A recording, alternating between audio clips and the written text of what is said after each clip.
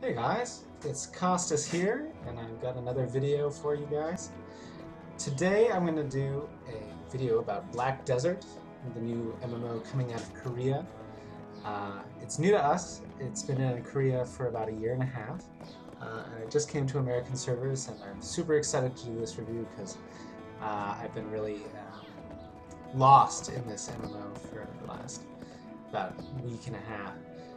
Just playing it for hours and hours, and there's so much you can do, and it's a ton of fun to play. So, just a quick overview of the setting. This isn't going to be like a gameplay tutorial. I'll do like a quick combat showcase just to show you a little bit about what the combat's all about. But otherwise, I'll just be talking, kind of going over some of the elements of the game, and seeing if I can get you to join us inside the Black Desert. One of the most immersive MMOs that I've ever played, actually.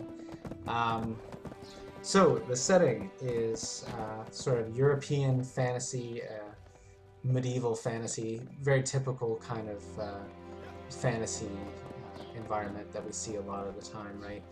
There's magic, there's wizards, there's ninjas, surprisingly. Well, they're not really ninjas, but all that kind of stuff that you'd expect from a typical fantasy MMO. But this one kind of brings it all together in a way that I really like. So I'll start off with what the story is about. So it's no spoilers or anything, just what you'll get through the opening cutscene and a few quests.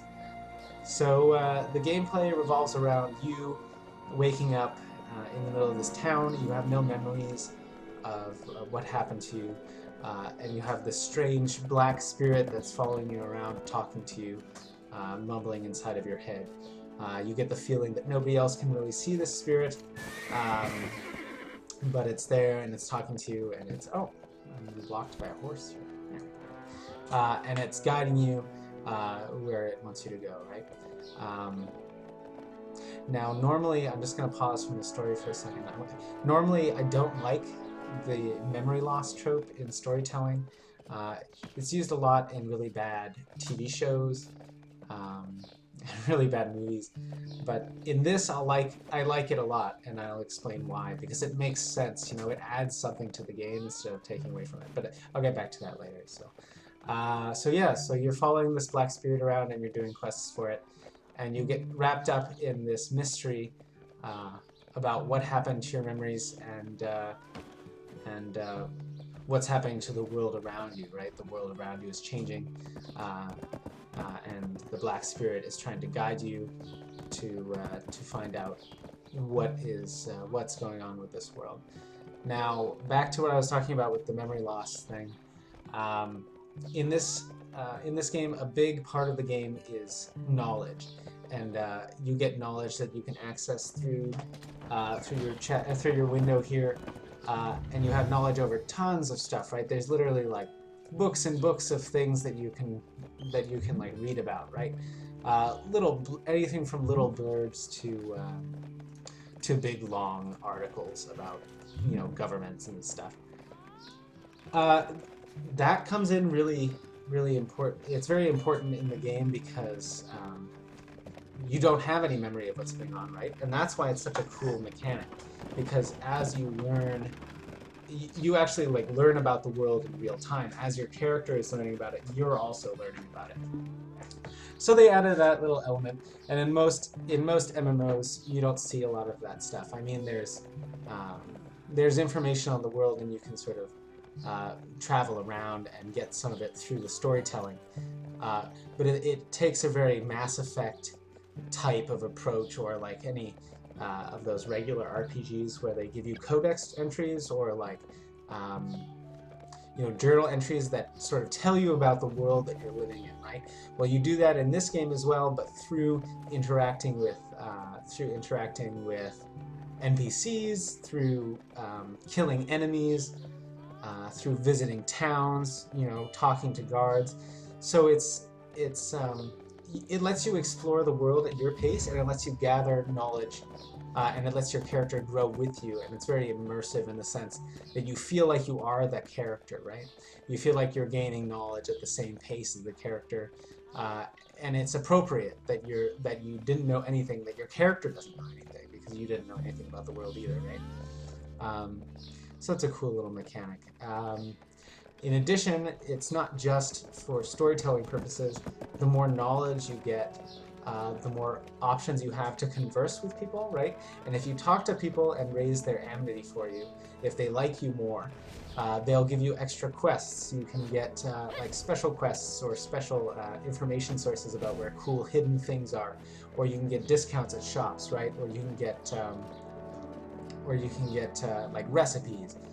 All sorts of stuff you can get by talking and interacting to the NPCs, and it's amazing because the game encourages you to get lost, to get involved in the lore of the game, right? It's a very cool immersive feature that I really love about this game, and it really wants you. You can tell the game wants you to explore, and wants you to really dive into this world that it's created. So yeah, that's all about that, I suppose. Another feature in this game that's way different than a lot of other MMOs. It tracks. There's combat experience, but it also tracks experience separately based on what you're doing. So if you want to go out and grind mobs, if you want to go out and kill enemies with the combat system that's very cool, it's very fun to play around with, then you can totally do that. You level up your combat experience very quickly, and you can become a badass imp killing death machine. But if you instead want to become involved in the world of politics in the game, or in the world of trading, or cooking, or fishing, it encourages you to do that through a separate system of rewards. So there's level experience. There's level experience, which is tracked here. I'm level 28. But there's also 3 other kinds of well, there's tons of different kinds of experience. But there's also contribution points. Whenever you do a quest in this game that's not a main story quest, you don't get experience towards your combat level, but instead you get contribution points. And what contribution points let you do is they let you invest in the economy of the world, right? So if I bring up the map, right, I can see Heidel. It's the 3rd village you visit on your travels. You see all these little houses, right? These houses, you can purchase them through contribution points, which you get by doing those little quests, right, assisting people. And that lets you build things. It lets you house workers if you want to have a bunch of workers that collect items for you. It lets you craft stuff. I might have said that already. And it lets you have your own house, right, in the city. And you can also, with contribution points, invest in the local farms and the local plantations, right? So if you want, let's say you want to collect wheat because you want to be a baker in the game, and you want to do that. I mean, it's a very small ambition, but you can invest your contribution points into the Moretti plantation and invest it into the wheat farming there. And then you can have workers that you have housed in Heidel come and collect that wheat for you every day, right? They'll farm that wheat for you without you having to do anything, and you can take the wheat and you can sell it, you can bake with it, you can do whatever you want. And then as you expand, right, you expand and you can buy more and more of these little nodes. Each of them you can harvest different items, right? So like this one is a mine, a quarry. You can harvest copper or iron. You can use that to make weapons, right, if that's your thing. Or you can just sell it all and make a ton of money.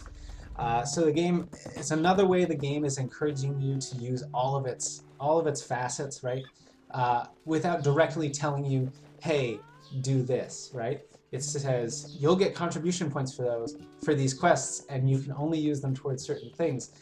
So why don't you try and play around with that, right? And that gives you huge amounts of freedom, which is something that's very important in MMOs, right? You want to be able to play your way. So if you want to be like a master trader, you can build a trade route that goes all the way from the Western Guard camp over here to the Serendia, or to the Southern Guard camp over here, and you can buy your items over at the Western Guard camps and travel all the way across to the Southern Guard camp where they'll buy them for a much higher price, right? So you can become a master trader like that and make a huge profit, and then grow your empire, right? Or you can get tons of money from just farming. Either way, not well. I mean, you can farm too in the game. I meant farming minions, but there's another thing. You can also plant your own crops, right? You can create your own farm and make money that way, and become a chef or a trader. Really, whatever you want to do. There's tons of ways to make money in this game, and there's tons of ways to grow your empire. And it really encourages you to do that, right? It really encourages you to do that by not just limiting you to your character level. Anyway, so there's that. That's the contribution point system. There's also separate levels for each profession, not unlike in a lot of other MMOs. So the more you gather minerals, right, or wood, you get higher gathering experience, and then as you train your mount, right, like your horse levels up with you, blah blah blah. That's reasonably similar. We've seen similar things like that in other games. But you also have training, which is your character's they're stats that don't directly affect your character, but affect how your character progresses. So you can get a small amount of health increase too by constantly eating in this world. So it gives you an incentive again to be a cook, or to dabble in the cooking arts, right? It's not just I'm a cook and I have a ton of money now. It's I'm a cook and I'm constantly eating, so I have more health, so I'll be better in PvP, or I'll be better at doing dungeons or mob fights, whatever you want. So the combat ties into the profession system, and the profession system ties into the combat system. So it's very intuitive that way. It's very cool. Yeah, so I'm gonna get in my wagon. I built this wagon so that I could transport goods, right? And you see, when you stock up on goods in one town, then you take them to the other. You get those little icons in the back of your cart that show all the stuff that you're carrying. So I'm just going to go really quickly to the guard camp over there, and I'll show you a little bit of the combat. Another cool feature is that if you're busy doing other things in the real world, you can right-click on any area, or like this on any quest, and it will track where the quest is, and then you can just press T and it will automatically travel there through the safest path. Sometimes you'll get stuck in walls or something like that, but any game like this comes with its quirks. A couple things that I was a little bit concerned with when I started playing the game was that class system where you can only pick a female. For example, you're locked into a certain gender and a certain age group if you pick a certain class, which is a little bit disheartening. But that's fine. I mean, I enjoy playing female characters in MMOs anyway, so it's not too big a deal for me.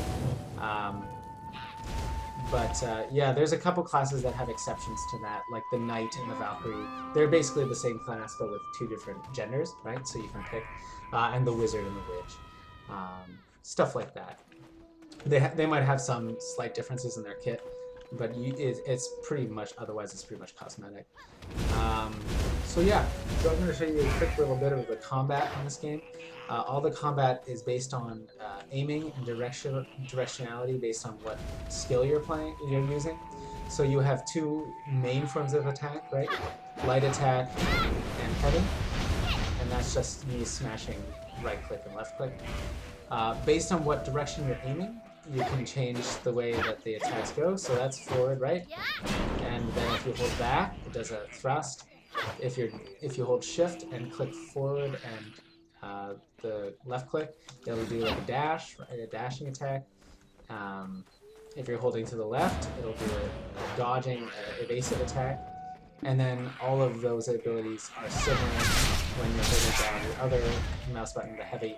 You knock them up with the back, with the heavy, right?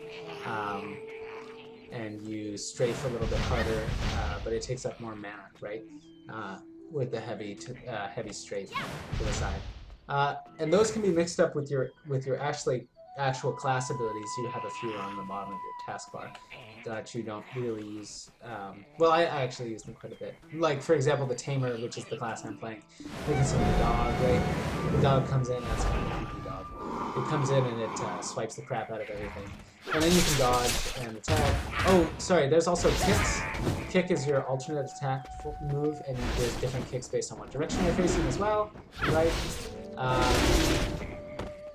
Sorry, I didn't get that. Quiet. Okay, so yeah, so you can do, you can like mix and match combos. It's very cool. You can mix, like if you're getting hit, you can straight to the side, right? You can dodge. It's not at all like a lot of other MMOs where you just press 1, 1, 1, 2, 1, 1, 1, 2, and those are your best moves, and you just run around in circles smashing those, right? You have to aim everything, and you can dodge in combat. And a little bit later, these guys are like really low.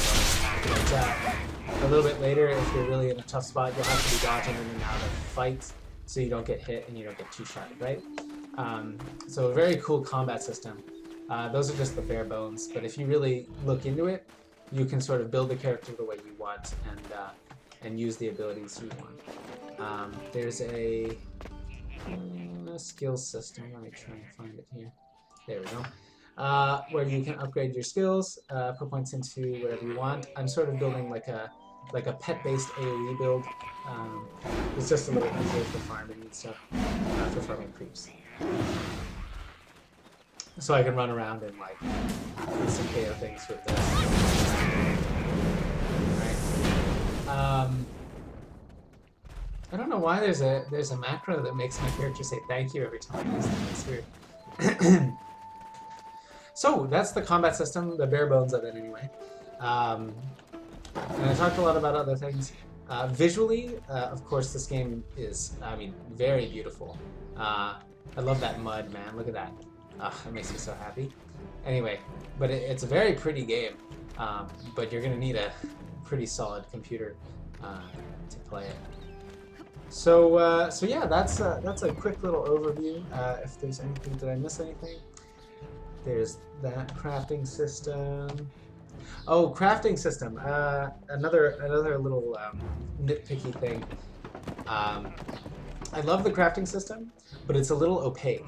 Like it takes a little doing to get used to it, right? Because it doesn't tell you off the top of your head, it doesn't tell you offhand what everything is used for, right? You have to figure that out, which is great for people who want to challenge themselves, but can be a little intimidating for new players.